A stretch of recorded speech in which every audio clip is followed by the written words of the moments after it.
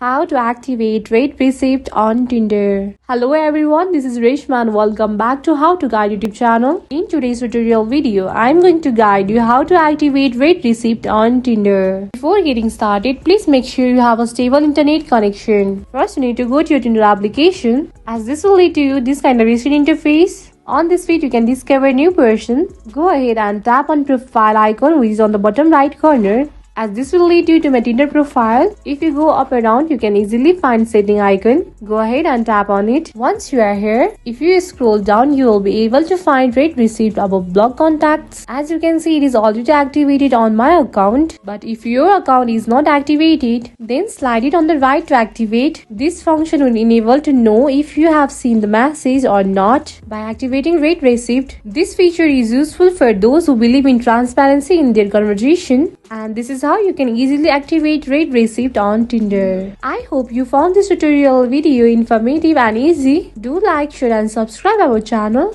And also press the notification bell so you won't be missing any update from us.